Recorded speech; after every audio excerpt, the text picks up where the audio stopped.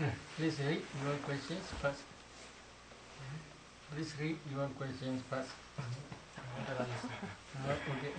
One person. Okay.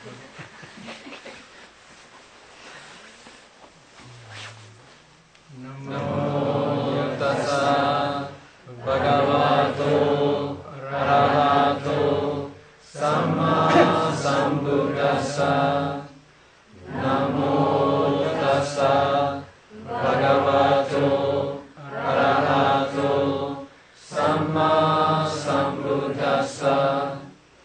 Namo tassa bhagavato arahato samma sambuddhassa. Please read your questions first. Tonight the matter is related to this question. Okay, the following is my questions. Sayadaw, since you are probably the most experienced person on the earth to guide meditation, because you have interviewed more than several thousand people, I would like you to shed some light on the following questions. First one, what are important factors leading to successful practice of anapanasati or four-element meditation? Second one, for those who do successfully in practicing anapana or four-element practices, what do they do right to lead to their successful attempts? Number three, those who do not succeed in their attempts, what do they do wrong or insufficient? Number four, what are the pitfalls to watch for or dangerous traps to avoid in practicing anapanasati or four-element meditation? Tonight I will try relating to these questions. Vujjinga Shabada. Vujjinga means body, Inga. Body they translate enlightenment. Inga means pedas. Enlightenment pedas. But pitfalls or dangerous traps are 5 hindrances previously I had explained. They are dangerous traps. Okay. Tonight we will discuss about 7 enlightenment paths. There are 7 enlightenment paths. What are 7? Maybe you should try to understand these 7. Number 1, the enlightenment path of mindfulness, sati. Number 2, the enlightenment path of investigation of dhammas, dhamma vichaya. Number 3, the enlightenment path of effort or energy, viriya sambhojjhanga. Number 4 is the enlightenment path of joy or rapture, piti sambhojjhanga. And number 5 is the enlightenment path of tranquility, passaddhi sambhojjhanga. Number 6 is the enlightenment path of concentration. Number 7 is the enlightenment path of equanimity, upekkha. So these 7 enlightenment paths are very important. There are 2 types, mundane and supramundane. There are also supramundane 7 enlightenment paths. There are also mundane 7 enlightenment paths. 2 types. Today we will discuss especially mundane 7 enlightenment paths. Among mundane 7 enlightenment paths, we again divide into 2 parts, samatha and vipassana. While you are practicing samatha, there are also 7 enlightenment paths. When you are practicing vipassana, there are also 7 enlightenment paths. They are very important, essential paths when you are practicing anapana or when you are practicing 4 elements meditation. Buddha how teach these 7 enlightenment paths. Please listen. Katincha bhikkhave bhik punacha param bhikkhave bhikkhu dhammesu dhammanubhasi viharati sattasu vujjingesu. Again, a bhikkhu abides contemplating Dhamma objects as Dhamma objects in terms of 7 enlightenment paths. Katincha bhikkhave bhikkhu dhammesu dhammanubhasi viharati sattasu vujjingesu. How bhikkhus does a bhikkhu abides contemplating Dhamma objects as Dhamma objects in terms of 7 enlightenment paths. Ida bhikkhave bhikkhu Santava sati sambojjinga atime ijjata sati sambojjingoti pajanati. This is one sentence. Asantava ijjata sati sambojjinga natime ijjata sati sambojjingoti pajanati. This is second sentence. Yathaja anupanasa sati sambojjingasa upado hoti tinja pajanati. This is third sentence. Yathaja upanasa sati sambojjingasa Bhavanaya Paripuri Hodi Tinja Pajanati.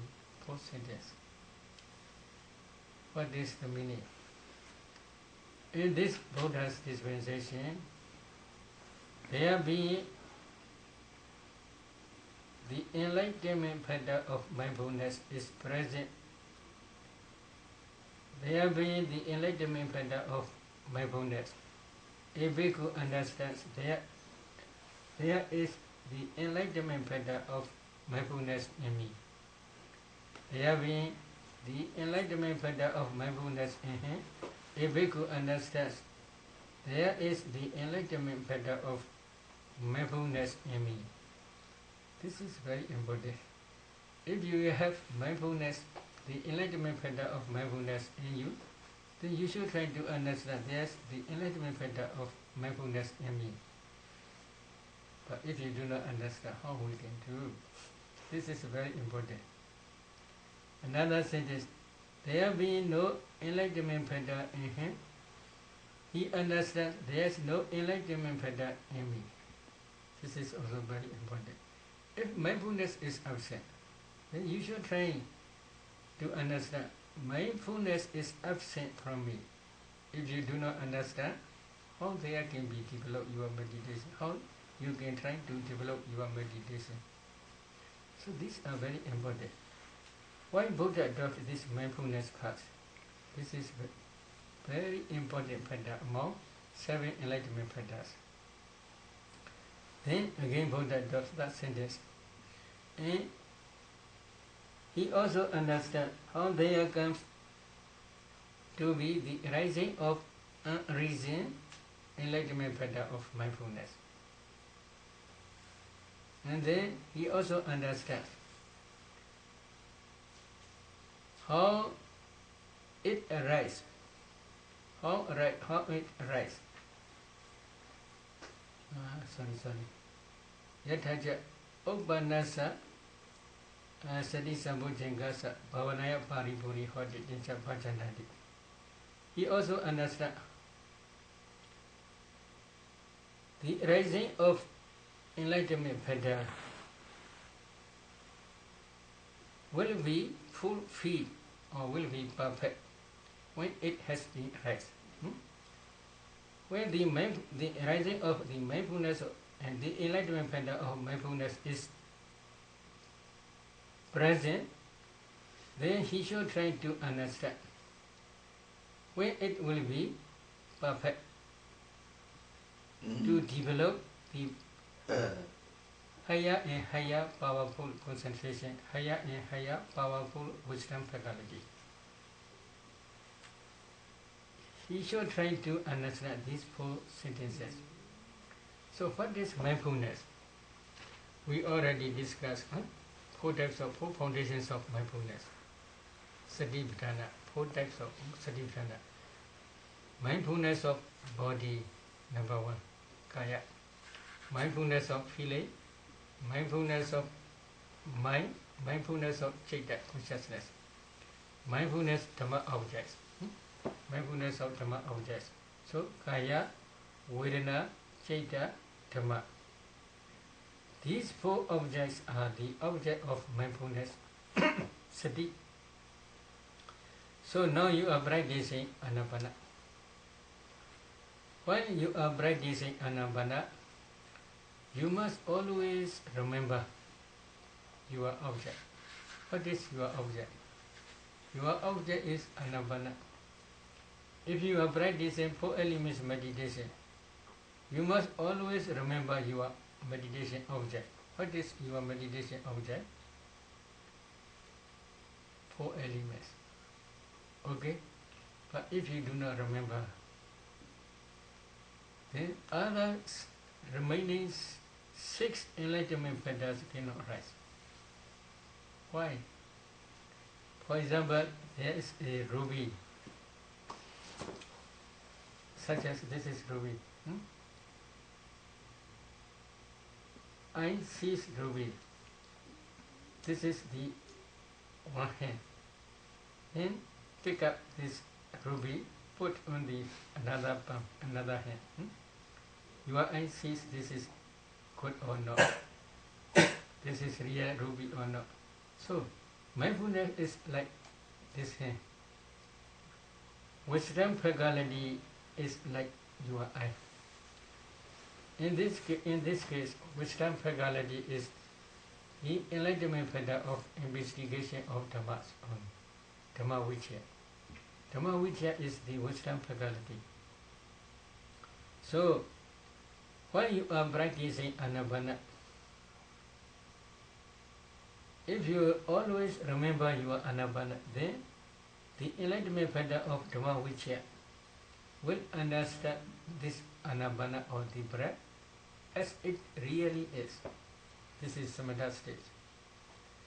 When you are practicing four elements meditation, if you always mindfulness on the four elements meditation object, then the enlightenment factor of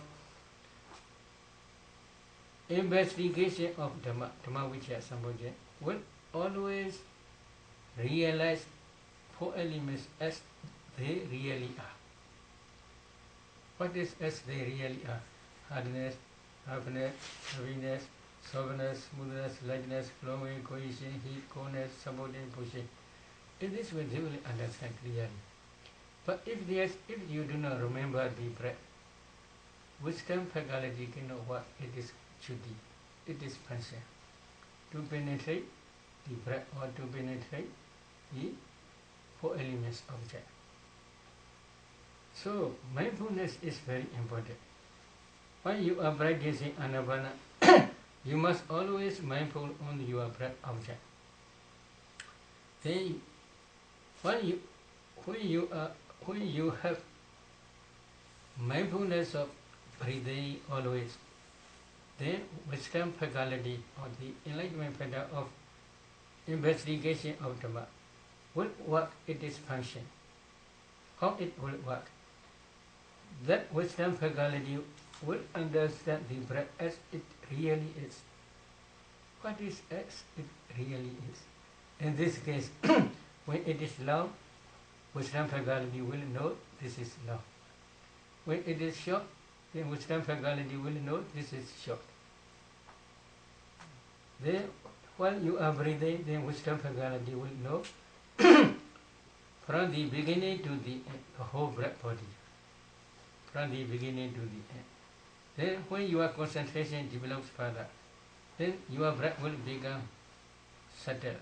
At that time also wisdom faculty will understand, oh, the breath becomes subtle, as it really is. So they are working together. Mindfulness and wisdom faculty, they are working together.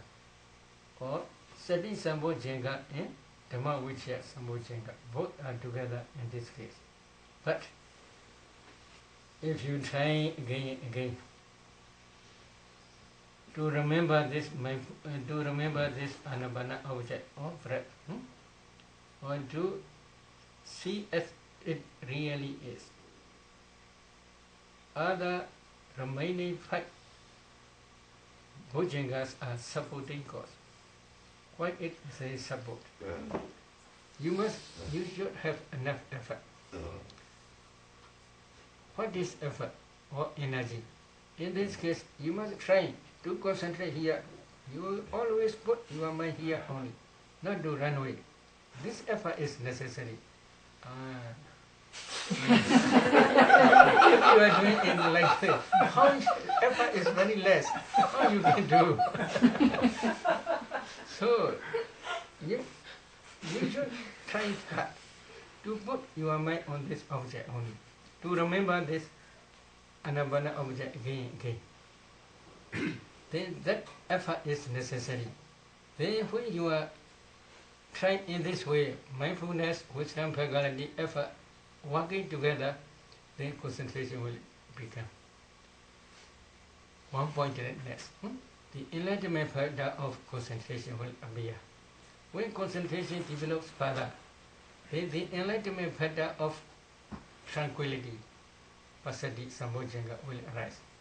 When the enlightenment factor of tranquility is arise, at that time, occasionally, piti, rapture or joy will be associated with them. So altogether there may be 6: mindfulness, enlightenment factor of investigation, effort, concentration, tranquility, and rapture. When these 6 enlightenment factors are working together, then slowly equanimous mind will appear, equanimity. The enlightenment factor of equanimity will arise. Because at that time, you have not necessary to worry. You always can remember this breath object or your 4 elements object. Because of this reason, you have no worry. You always equanimous mind to this object. Equanimous mind means this is tatra mecha tata. Balancing the mind not to fall down according to your usage, not to fall down into pitfalls or dangerous traps. What are dangerous traps? 5 hindrances. Not to fall down into dangerous traps of hindrances. So this equanimous mind will be tried. So altogether there are 7 enlightenment factors. I will calculate again. Number 1, the enlightenment factor of mindfulness. Number 2, the enlightenment factor of investigation of Dhamma objects. Number 3, the enlightenment factor of energy or effort. Number 4, the enlightenment factor of rapture or joy. Number 5, the enlightenment factor of tranquility. Number 6, the enlightenment factor of concentration. Number 7, the enlightenment factor of equanimity. Altogether 7. These 7 enlightenment factors are very important. Why? Buddha also says they as enlightenment factor. If you want to gain one enlightenment, then you must accumulate these 7 enlightenment factors. When you are practicing anapana, this is for beginners. But when you are when these 7 enlightenment factors are working together, at that time, concentration will develop further and further. At that time, nimitta may appear. When nimitta appear, you should try to make sure the breath and nimitta mix together or not. They are unification of breath and nimitta is very important. Without unification of breath and nimitta, if you focus on the light or nimitta, then your nimitta will disappear very soon. So because of this reason, unification of the breath and nimitta is necessary. What is the unification of the breath and nimitta? How you can differentiate? The breath coming out from the nostril must be nimitta. What is nimitta? For beginners, great smoking color. The great smoking color is coming out from the nostril. When your concentration develops further, then naturally your mindfulness or your mind will stick to the nimitta. At that time you should focus on the nimitta. At that time 7 enlightenment factors are the mindfulness, the enlightenment factor of mindfulness, that mindfulness always remember nimitta only. At that time wisdom faculty, the enlightenment factor of investigation, will understand as it really is. This is grey color. This is nimitta. It will understand. It will clearly see. Then, the enlightenment factor of effort. Try not to fall down from this nimitta, your mind. Not to go away from this nimitta. And then the effort is necessary. Then, another is, if you are trying in this way, then concentration, the enlightenment factor of concentration will appear or will be clearer, will be strong. But before also the enlightenment factor of concentration is present, but not too much clear. When nimitta appear, if you can concentrate on the nimitta at that time, the enlightenment factor of concentration becomes stronger. When the enlightenment factor of concentration becomes strong, at that time the enlightenment factor of piti, joy, will arise. Tranquility of mind will arise. But they are also occasionally always associated with that mind. But the whole concentration is not strong. They are not clear too much. They are behind only. But they are usually present. But when the tranquility of mind is very strong, then the enlightenment factor of equanimity also will become strong. The enlightenment factor of equanimity also always present. These 7 enlightenment factors are working together. Then concentration will develop further. When concentration develops, then the grey smoking color will change into white cotton wool color, very white form. At that time you should concentrate on that white nimitta.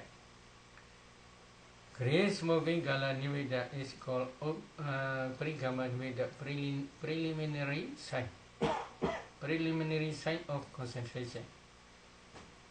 White cotton wool color is Okaha nimitta, learning sign.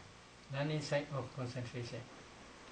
If you can concentrate on that learning sign, white nimitta, white color nimitta, then concentration develops further. But at the time, white hindrances occasionally will visit to your mind. To protect these 5 hindrances, how you should do? Mindfulness is very important. What is mindfulness? Mindfulness of the Ogaha nimitta, white cotton wool nimitta. Always you must be remembering this nimitta. So, if you do not remember, nimitta also will not remember to you. They are very faithful. So you must always remember, at the time, the wisdom faculty, the enlightenment factor of investigation or Dhamma also what it is function. It will penetrate this nimitta. It will see this nimitta again. At that time, other enlightenment factors also will increase effort, joy, or rapture, tranquility, equanimity, concentration. These enlightenment factors also will increase day by day. Then again, when your concentration develops further, then that white cotton wool color will change, transparent nimitta. That transparent nimitta is, they translate as counterpart sign. In Pali, it is called Patibhaga nimitta. That Patibhaga nimitta is transparent and bright like morning star. On that nimitta you must concentrate well. And then there is these 7 enlightenment factors are very important. The enlightenment factor of mindfulness. Mindfulness always must be remembered this nimitta again and again. Then the enlightenment factor of investigation will work in this function. This is wisdom faculty. That wisdom faculty penetrates this transparent bright counterpart sign. How we can say this is penetrate? Now you are breathing always. Can you see this nimitta? No. When your concentration develops further, at that time only you can penetrate this nimitta.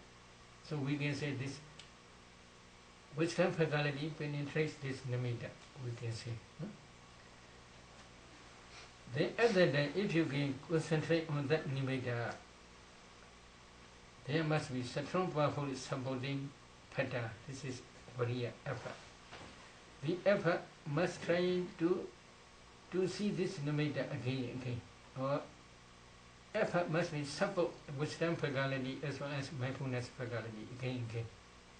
If effort is become less, then laziness will appear. When laziness appears, then mindfulness will become weak. When mindfulness is weak, nimitta also will decrease. Decrease means will become white color or smoking color again. Why? Because at that time, enlightenment factor of energy is become weak. So enlightenment factor of energy also necessary. But when the enlightenment factor of effort is in excess, very strong, at that day restless mind will arise. Because they are opposite to each other.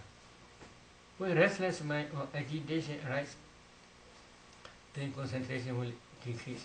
Because that agitation or restless mind is one type of hindrance. When hindrance visiting to your mind, then concentration will decrease. This is natural. Because wholesome Dhamma and unwholesome Dhamma cannot arise simultaneously within one cognitive process or within one mind mode. When unwholesome Dhammas are present, wholesome Dhammas cannot work their function. When wholesome Dhammas are present, at the time also unwholesome Dhammas cannot do their function. See, they are completely different. So, dangerous traps are these unwholesome Dhammas only. So, if you accept one type of unwholesome Dhamma or one type of hindrance, then concentration will decrease. This is very important.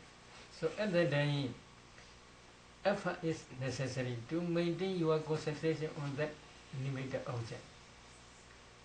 Then, if you do in this way, the concentration will develop further. When concentration develops further, nimitta will become brighter and brighter. Taking this nimitta as object, PD, the enlightenment factor of joy will be increased, will be strong. But in this case, there are two types of PD. In excess concentration stage, PD is very gross, very strong. Like some meditators, they inform me, or like they are on the sea above waves. In this way. They are done like that. This is gross PD. Usually this PD arises in excess concentration stage. But in absorption concentration stage, that PD is very quiet and very peaceful. Not gross. Like there is cotton wool. If you pour up wine on the above cotton wool, wine will be spread gently throughout for the moon. In the same way, because of this piti of this jhana consciousness, my produce kalabha will spread throughout the body, will rise throughout the body. In each kalabha there is 3 elements: earth element, fire element, and wind element. These 3 elements are tangible objects. These tangible objects will impinge your body transparent element, kaya pasada. Kaya pasada is throughout the body. Mind produce, that jhana consciousness, mind produce kalabhas also throughout the body. Everywhere they will impinge that transparent body, transparent element, kaya pasada. At that time, very peaceful, very quiet feeling will arise. At that time, piti and sukha are always will be associated. When piti, the enlightenment factor of joy abhiya, the enlightenment factor of tranquility also will be present. The enlightenment factor of equanimity also will be present. The enlightenment factor of concentration also will become stronger and stronger. So at that time, 7 enlightenment factors are always present. But if you do not remember this nimitta, nimitta also will never remember to you. Because you are visiting to others.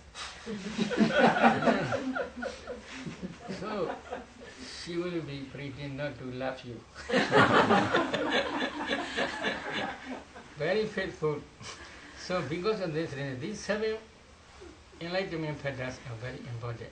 At that time, by controlling faculties, you should try to make balance.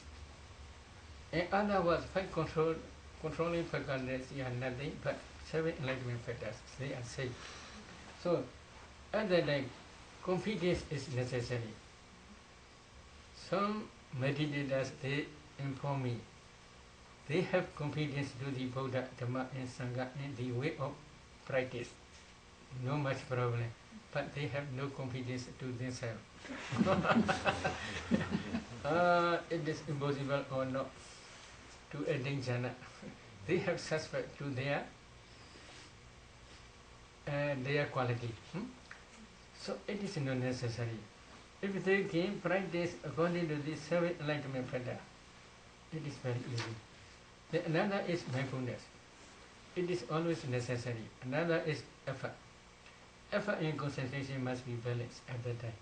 The enlightenment factor of effort and the enlightenment factor of concentration both must be balanced. When concentration is very strong, the enlightenment factor of energy or effort is less. At that time, slowly laziness will visit to your mind, or you will be pulled down into bondage.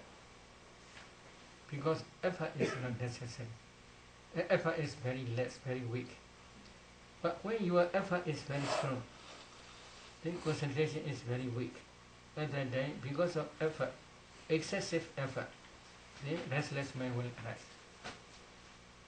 So you should try to make sure to make balance the effort and concentration. Another is sadha, confidence and wisdom faculty. In this case, wisdom faculty is penetrating the anapana paribhaga nimitta counterpart side. Confidence is you should have enough confidence, the way of practice. Or is it possible while watching the breath, how you can attain jhana? It is impossible. In this way, if you accept, confidence is very less. Your confidence center is very weak. When confidence is very weak, then you cannot develop further your concentration. Your concentration cannot develop further. So at that time, confidence and wisdom faculty also must be balanced. Energy or viriya and concentration also must be balanced. But sati is always necessary. So if sati go away, you do not remember your meditation object, then the remaining 6 enlightenment factors will be go away together with your sati. So these 7 enlightenment factors are necessary when you are practicing anapana. In the same way, when you are practicing 4 elements meditation, you must always remember these 4 elements object. This is very important. When you always remember your 4 elements object, then enlightenment factor of investigation of Dhamma will work its function. What is its function? To penetrate 4 elements characteristics clearly. Because you are always remembering this characteristic. When you remember these characteristics, your wisdom faculty will penetrate these faculties again and again. If you remember again and again, wisdom faculty also penetrate again and again these 4 elements characteristics. When mindfulness and wisdom faculty are working together at that time, strong effort energy is necessary. You should try to concentrate on these 4 elements object only, not any other object.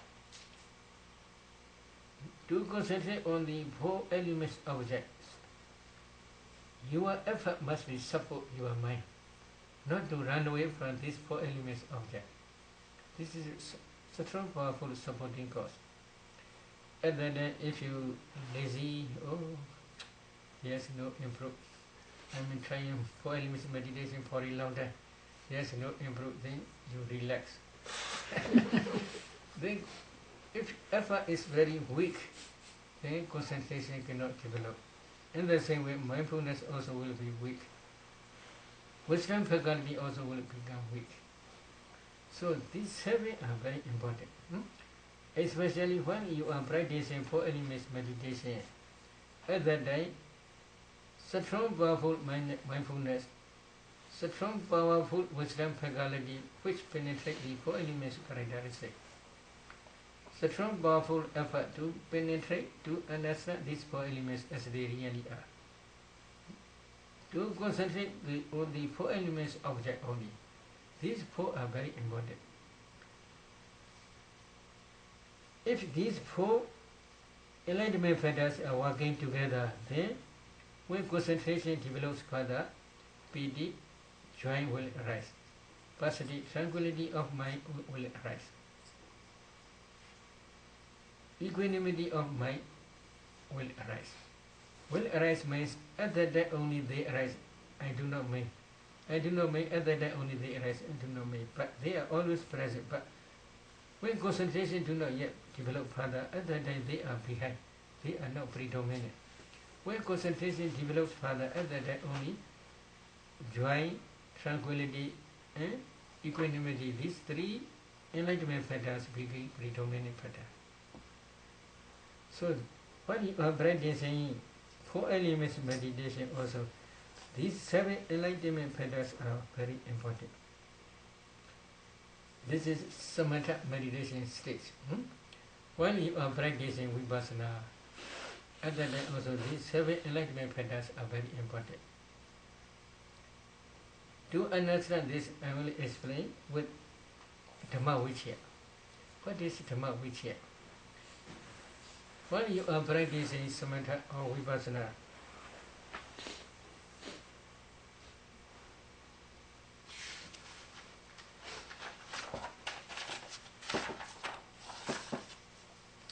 you should try to understand what are wholesome dhammas, what are unwholesome dhammas,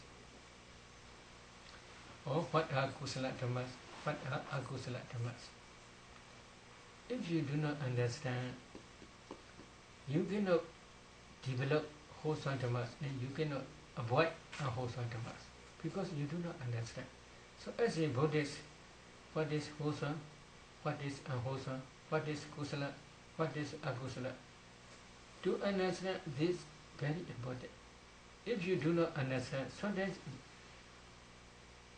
one something is maybe wholesome Dhamma, but if you do not know this is wholesome Dhamma, then you do not interest to do. Sometimes, if you do not know this is unwholesome Dhamma, you may be always associated with unwholesome Dhamma because you do not know this is unwholesome Dhamma. So as a Buddhist, to understand this is wholesome Dhamma, this is unwholesome Dhamma, this is very important. How you should try? First, you must try to understand by learning knowledge under the guidance of skillful teacher. This is wholesome Dhamma, this is unwholesome Dhamma, etc. Now, Sister Sudila, there, with project she explain what are unwholesome Dhamma, what are wholesome Dhammas. This is very important. If you understand by learning knowledge, this is wholesome Dhamma, this is unwholesome Dhamma. Again, you should try to understand by your direct insight knowledge, direct knowledge. How you should try, I will explain later. Then another is blameless, blamable Dhammas. What are blameless Dhammas? What are blamable Dhammas? They are also saying they are akusala Dhamma, unwholesome Dhammas are blamable Dhammas. Wholesome Dhammas are blameless Dhammas. They are also saying. Another is Dhammas that should be cultivated, and the Dhammas that should not be cultivated. Which Dhammas you should be associated, which Dhammas you should not be associated. You should try to understand. So unwholesome Dhammas you should not associate that with unwholesome Dhammas. You should not cultivate unwholesome Dhammas. You should cultivate wholesome Dhammas only. So you should try to understand what is wholesome Dhamma, what is unwholesome Dhamma. Then another pair is superior and inferior Dhammas. What are superior Dhammas? What are inferior Dhammas? Wholesome Dhammas are superior Dhammas, unwholesome Dhammas are inferior Dhammas. Then another pair is pure and evil Dhammas. Wholesome Dhammas are pure Dhammas, unwholesome Dhammas are evil Dhammas. You should also try to understand. So how you should try to understand? In Nivarana session, I had me explain how to discern 5 hindrances. In the same way, for example, depending on eye-based and mind-based, mind-do. If there are any object, taking any color object, any unwholesome Dhammas arise, you should try to discern in this way only. Last night also I had to explain. First you should try to discern I-do. Then secondly you should discern mind-do. You should try to see beautiful colors such as gold color, flower color, etc. When these colors impinge both doors, we should decide, oh, they are very beautiful. If you pay attention in this way, unwholesome Dhammas will arise in your impulsion, jhana, mind movement. At that time you can discern this unwholesome Dhammas. In the same way, please discern I-do and mind-do. There may be one person you hate. When this object impinge both doors, this object of color, that person's color, impinge both doors, and then you decide, oh, I hate too much. In this way, if you decide, then dosa group unwholesome Dhammas will arise. In this way, depending on your unwise attention, unwholesome Dhammas will arise. What is unwise attention? I already explained. All Dhammas are impermanent, but you accept they are permanent. Oh, yesterday also my son, today also my son, tomorrow also will be my son. Yesterday also my father, today also my father, the day after tomorrow also will be my father. In this way always you accept. This is you are accepting impermanent as permanent. Is it true? In the same way, they are always oppressed by rising and passing with these objects. If you get this for elements systematically, you can see kalabas. When you analyze these kalabas, you can understand ultimate materiality. These ultimate materialities are as soon as they rise, they quickly, very quickly passing away. There is no time to tell this is father, this is mother, this is I, this is he, this is she, in this way. They are very, very quickly rising and passing away. But you think this is father, this is mother, etc. Then this is, you are taking in per minute as per minute. In the same way, they are always oppressed by rising and passing away. So they are suffering dukkha. But you may accept this is dukkha, and this is sukha. Why? If you see your sons and daughters, oh, very happy. If you do not see, unhappy. So you are accepting dukkha as sukha. Then another as other. Non-self as self. This is me, this is he, this is she, this is son, this is daughter, etc. In this way you accept. Behind this perception there may be some type of other.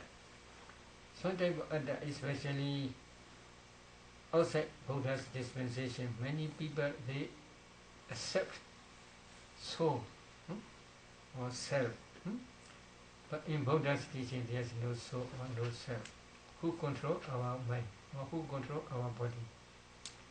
So you should another, these dhammas are another, but you accept as other. This is unwise addition. These dhammas are impure, but you accept pure. This is also unwise addition. Depending on this unwise addition, unwholesome dhammas are always visiting to your mind. But if you can change, they are nature, impermanent, they are dukkha, suffering, they are ananda, non-self, they are impure, asukha. In this way, if you can pay attention to these objects, then wholesome dhammas will be present. Among these wholesome dhammas, 7 enlightenment factors are usually always present. Usually means piti, joy, sometimes may be present, sometimes may be not present only. Other remaining 6 enlightenment factors are always present. If you can contemplate this ultimate mentality, ultimate materiality as nature, dukkha, anatta, then these 7 enlightenment factors will be usually always present. So while you are practicing vipassana, these 7 enlightenment factors are more and more important. So what are 7? Now I had to in brief explain, but how Buddha teach. There being enlightenment factor of mindfulness in him, he should try to understand there is enlightenment factor of mindfulness in me. There being no enlightenment factor of mindfulness in him, he should try to understand there is no enlightenment factor of mindfulness in me. So if mindfulness or enlightenment is present, you should try to understand, oh, this is present in me. But if it is not present, then you should try also to understand it is not present in me. If you do not understand, how there can be improved? So when you are practicing anapana, for example, or when you are practicing vipassana, if you do not remember ultimate mentality, ultimate materiality, and their causes as nature, dukkha, anatta, if you do not remember, you are remembering your house, your work, or your money, etc. Then how this enlightenment factors will develop? Okay? So because of this reason, if mindfulness is not present in you, you should try to understand mindfulness is not present in you. Because you do not remember always this ultimate mentality, ultimate material, their causes as nature, dukkha, anatta. Then again, yathacha anupanasa sati sambhojangasa upada hoti desha bhajanati. He also understands how there comes to be the rising of reason, enlightenment pattern of mindfulness. When you contemplate these formations as nature, dukkha, anatta again and again, you are always remembering this impermanent suffering in non-self nature of these formations. At that time you can understand, oh, there comes to be in me the rising of reason, enlightenment pattern of mindfulness. Because at that time mindfulness, enlightenment pattern of mindfulness always present in you. Because you are always contemplating. At that time, the remaining 7 enlightenment patterns also will be present in you. Why? The enlightenment pattern of investigation or Dhamma will realize these formations are nature or dukkha or anatta. At that time, to understand this nature, dukkha, nature, anatta nature of these formations, strong, powerful supporting cause energy is necessary. Energy is supporting not to go away from these objects. Then at that time, strong, powerful concentration will also will be concomitant. How? When you are contemplating these formations as nature or dukkha or anatta, at that time, your concentration will be concentrate on that nature, dukkha, nature, anatta, nature. Your concentration will not fall away. Because strong, powerful energy is supporting to your concentration, not to fall away from this object. When you are concentrating on that, this is called jhana, vipassana concentration. They translate this concentration, momentary concentration. Why momentary? The object formations are arising in passing away. You are following these objects again. Because object is not stable, momentary. The subject concentration also cannot be stable, momentary only. Do you understand? Because they are falling. But from this impermanent or suffering or non-self nature, mind do not go away. And then the concentration also very powerful.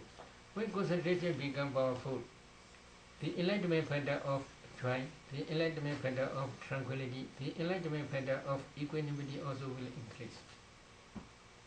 So when these 7 enlightenment patterns are working together, while you are contemplating formations as nature, dukkha, anatta, one day your insight will become mature. At the end of your insight knowledge, path and fruition knowledge will arise, realizing nirvana. Path and fruition knowledge will realize nirvana. At the time, supramundane 7 enlightenment patterns are present. What are supramundane 7 enlightenment patterns? Mindfulness of the enlightenment pattern of mindfulness always remember nirvana object. The enlightenment pattern of investigation of Dhamma will realize nirvana, will penetrate nirvana object. The enlightenment pattern of effort will try to realize nirvana at that time.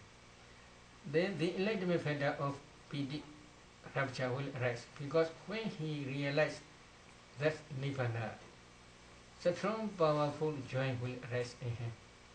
Then at that time, the enlightenment pattern of tranquility also will be present, because the object nirvana is very peaceful. Taking this peaceful nirvana object, mind became very quiet, very cool down, tranquility. At that time, equanimous mind also will arise. Equanimous mind means equanimity is at that time. Equanimity control your mind not to fall down pitfall or dangerous pitfall or dangerous traps. What are dangerous traps? 5 hindrances or defilements. Not to fall down into the dangerous trap defilements area. So at that time, equanimous mind control this problem, not to fall down. So all 7 enlightenment patterns are taking nirvana as object only, not formations. So because of this reason, if they are the enlightenment pattern of mindfulness is always present in you. You should try to understand the enlightenment factor of mindfulness is always present in me. When it arises, then you should also try to understand, oh, because of this reason means when you are contemplating these formations as nature to another. Because of this is called wise attention. Because of this wise attention, this enlightenment factor of mindfulness is rising.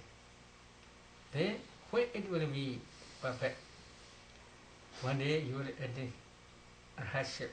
At that day, this enlightenment factor of mindfulness will be perfect. Not necessary to increase more. In the same way, the other 7 enlightenment factors are also same. Okay. Today let us start here. Okay. Any question?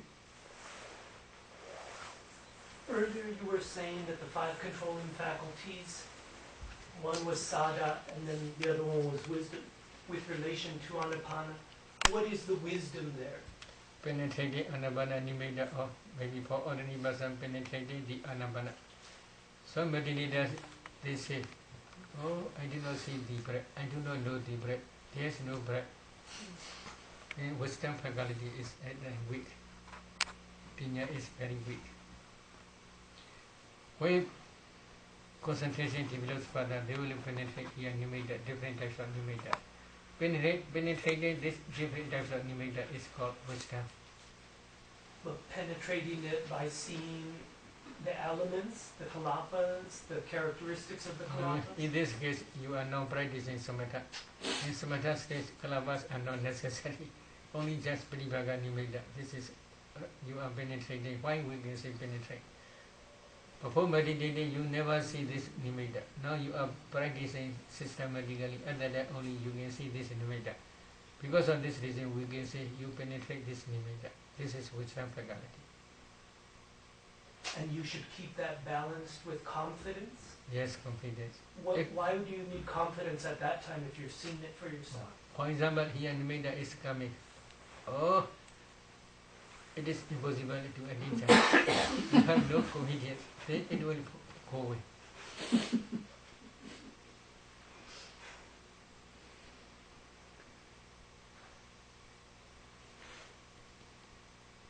Okay. Sayadaw, when you're talking about the faculty of investigation and clear comprehension of the breath, clear comprehension, you said you note that the breath is long, short, subtle, gross. Are there any other things you're supposed to note besides those 4? Maybe in samatha stage it is about this only. But when you are practicing vipassana, you must discern 4 elements in your breath. You will see breath is nothing but a group of kalapas, small particles. At that time you should analyze these small particles. Then you will see in each particle there are 9 types of materiality, such as earth element, water element, fire element, wind element, color, odor, flavor, nutritive acid, and breathing sound. This name. At that time, you must try to understand these 9 types of ultimate materiality. And then again, you must contemplate them as nature dukkha ananda, because they are, as soon as they rise, they pass away very, very quickly. So they are nature dukkha ananda. At that time, kriya comprehension, the enlightenment factor of investigation is same. The enlightenment factor of investigate, what investigate? Enlightenment factor of investigation, investigate, this is nature, this is dukkha, this is anatta. Clear comprehension, understand, this is nature, this is dukkha, this is anatta. They are same. Going back to if you're doing samatha practice though, since you can't have your attention on 2 things at the same time, and it seems to me there are 2 objects in samatha. There's the touch point where the breath goes over the touch point, and then there's the qualities like long, short.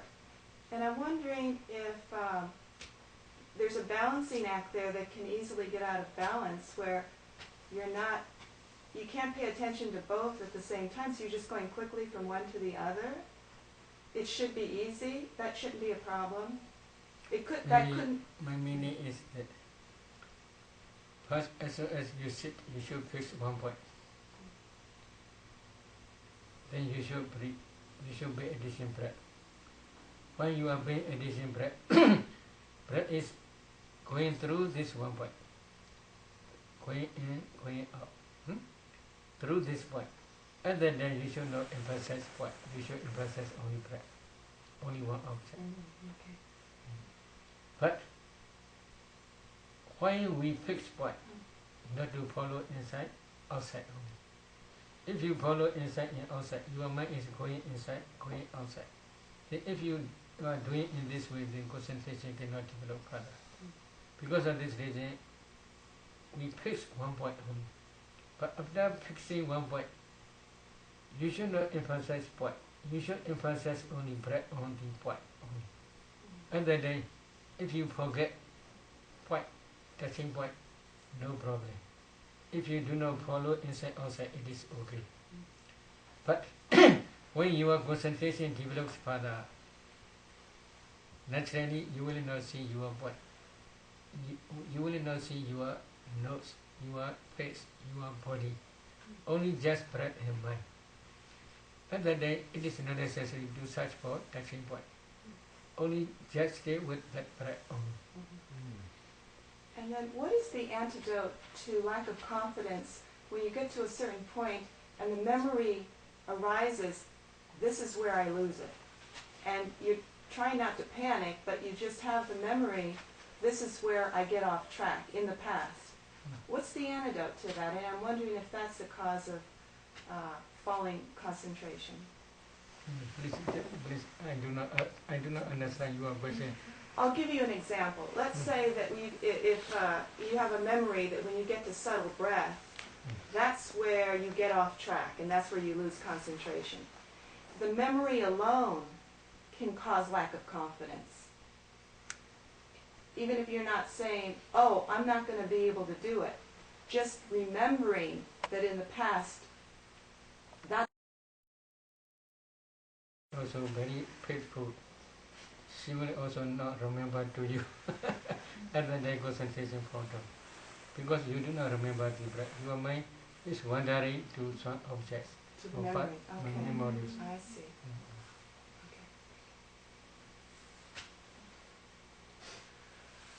Monte, I wasn't sure that I was following what you were saying when you were talking about the arising of piti in the body being that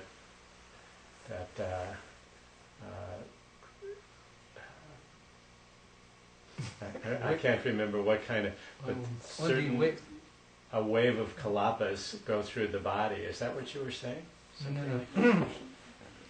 When piti excess concentration stage, when piti is very strong. That strong piti is, some meditators they inform me like they are above weight, going in this way, in this way, in this way. They feel like that only. This is excess concentration stage. That wasn't what I was remembering. I might be remembering it wrong. It was like the actual feeling of the piti, you said, was produced by mind-produced kalapas that flood the body, that are temperature and the three, not water. But I wasn't sure that I was understanding Maybe it. tangible object. Tangible object is, if you touch, you can feel only hardness, roughness, heaviness, or softness, smoothness, lightness. You can feel heat and cold. You can feel supporting and pushing. These three are tangible objects. When these three tangible objects impinge on your body sensitivity, body sensitivity is throughout the body, everywhere. Then mind produce kalapas also everywhere throughout the body. In those mind produce kalapas, there's three tangible objects. They impinge on your body sensitivity. Other than such type of feeling appear. And this is what's produced in jhana. Excess concentration also can produce, jhana also can produce. But at the excess concentration stage, there impinging is very strong. Right. Because of this strong, powerful impingement, you feel like you are above on the weights only. Right. But in access in the absorption concentration stage, they are very subtle. When you are put on the above on the cordon hole, if you put wine will be spread throughout the cordon hole gently. In this way, at that time very gentle, but very peaceful. But it's these mind-produced kalapas that flood the body. Yes, that no, mind do not spread, PD do not spread. PD together with consciousness, that consciousness is absorption consciousness. That absorption consciousness associated with PD. That consciousness produce kalapas throughout the body. I see. Thank you. Okay. Sayadaw, I have a question about the kalapas, that when they arise and pass away very quickly. When they arise, where do they arise from? And when they pass away, where do they go? There's a very famous scientist who said that matter can neither be created nor destroyed. It can only change form, or it can only change from one form to another, but it doesn't ever arise or pass away. It's never created or destroyed. So what are they arising from? A previous kalapa is giving birth to a new one, on and on, like where, and then where do they go? Maybe here one can tell like one also finish, exhausted. Work also exhausted, finish. Then fire also cease. This fire go to where?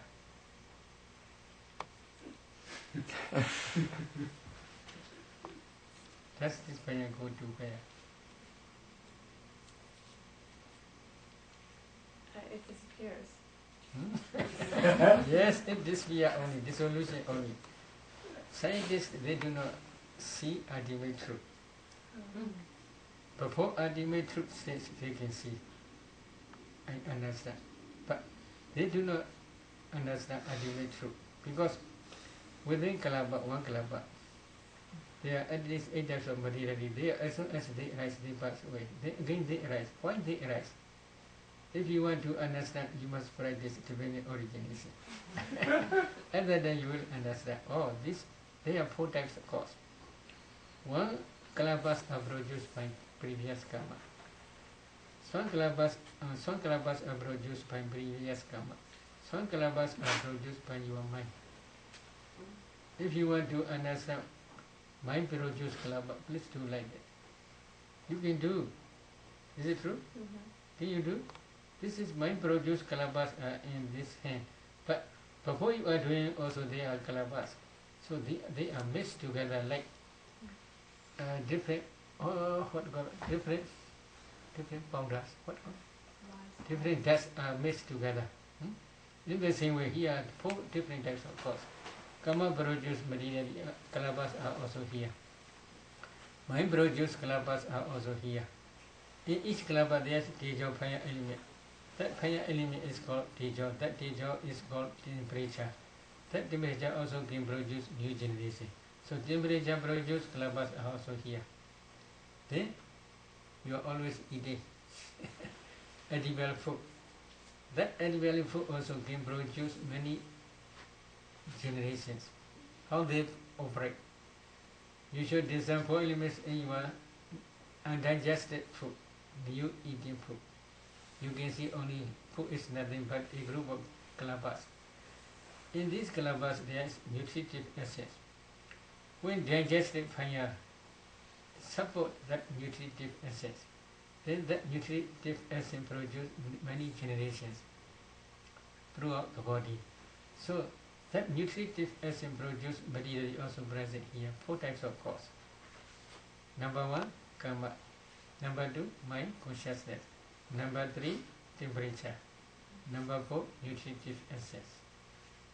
These 4 types of cause are still present. They will be rise again. As soon as they rise, they will be passed away, dissolution. Why?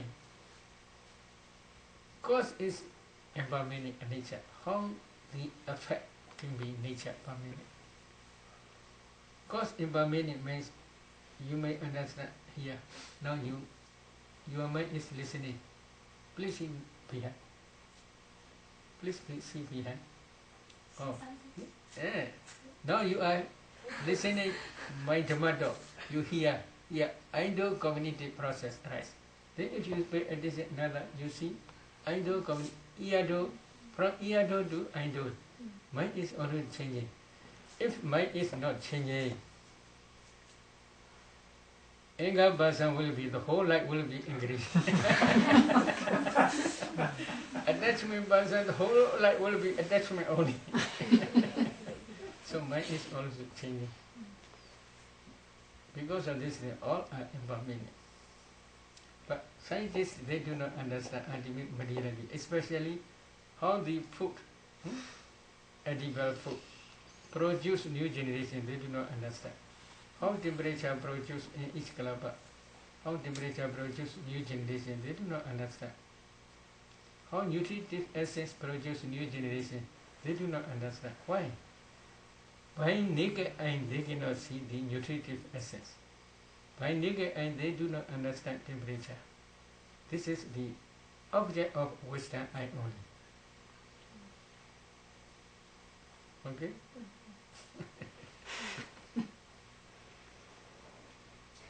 So I had 2 questions. One, going back to piti and sukha, is piti more a physical form of happiness and sukha more a feeling, emotional almost? I mean, could you categorize it that Yes, way? yeah. Oftentimes piti has a physical. No physical, this is also mental. But usually piti is associated with sukha. But sukha is not always associated with piti.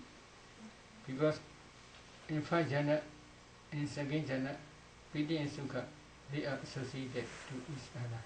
But in third jhana, there is no piti, only sukha. So feeling, sukha is feeling. Piti is one mental factor. But piti and sukha, what is the difference? Piti is only liking the object only. When you like one object, this object, oh, this is good or not, you are sukha feel only. If it is good, then as a good, sukha feels only. So, because of this reason, if you like this, and then this is piti only. You have joy, or they translate rapture. What is true? What translation will be true? I don't know. Piti is only one word I forget. Only just liking, or maybe what? Music. What? Music. What else? Maybe one word I forget. So just only liking only. But usually piti is cross. Then sukha. Sukha is more quiet feeling. Thank you. May I ask my second question about this Bhavanga mind door business? Sometimes I've heard you talk about thinking about this metaphorically. You say as metaphor only, and sometimes you say look there and see that. Yes, so I get a also little confused. metaphorically this Bhavanga, maybe cause and effect only. Now you see Bhavanga mind door like mirror, this is only effect.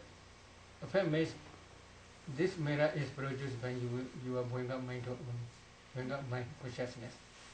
Your Bhavanga mind consciousness can produce, mind produce kalapas.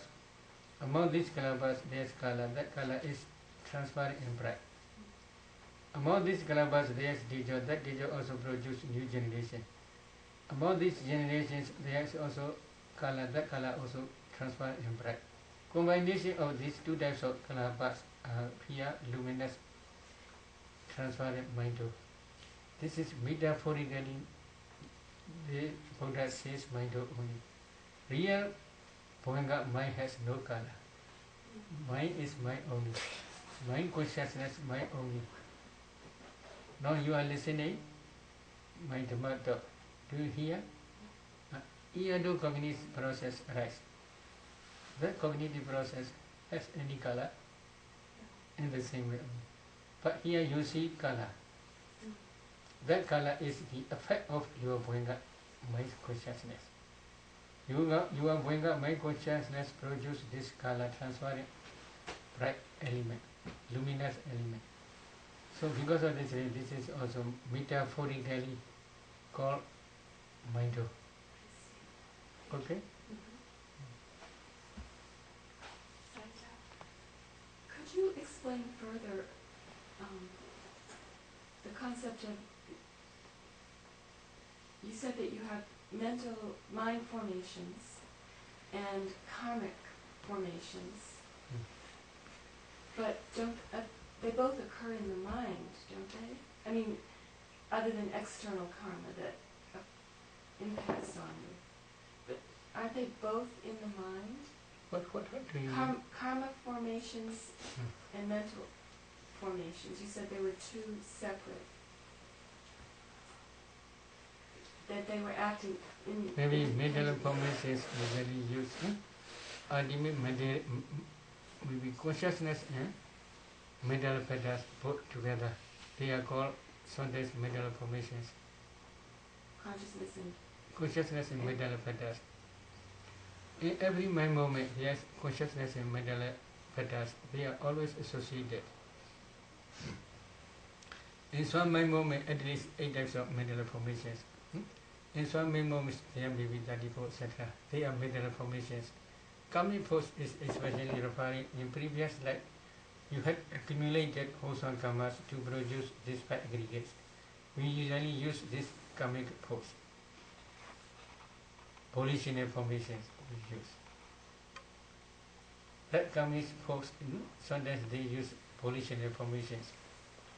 Because among these karmic force, volitional formations, volition chetana is predominant factor. So because of this reason, while producing its effect, volition chetana is very important factor.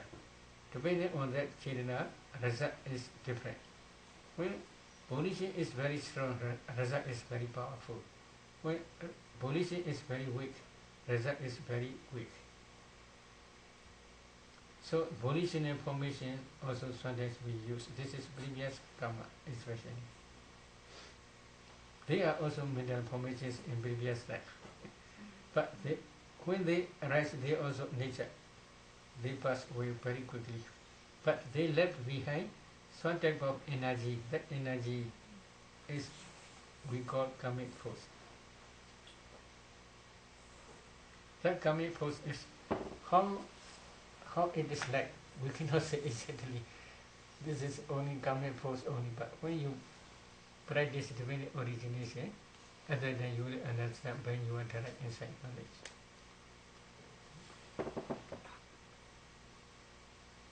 Why do you not discern the enlightenment factors in each mind moment like you do some of the other factors that you mentioned in the last few days? Maybe this is when you are discerning ultimate mentality, you must discern only. Okay. Now you are practicing samatha. When you are practicing samatha, it is not necessary to discern these enlightenment factors. Your responsibility is to discern 5 jhana factors only, because your stage is samatha stage only. When you are going to vipassana, when you are practicing vipassana, other than you must discern ultimate mentality. Other than among these ultimate mentalities, there are 7 enlightenment factors are usually always present. In that you are in your insight knowledge. Oh, and at that point you discern Yes. it. Okay. Yes, yes. Okay, today let us stop.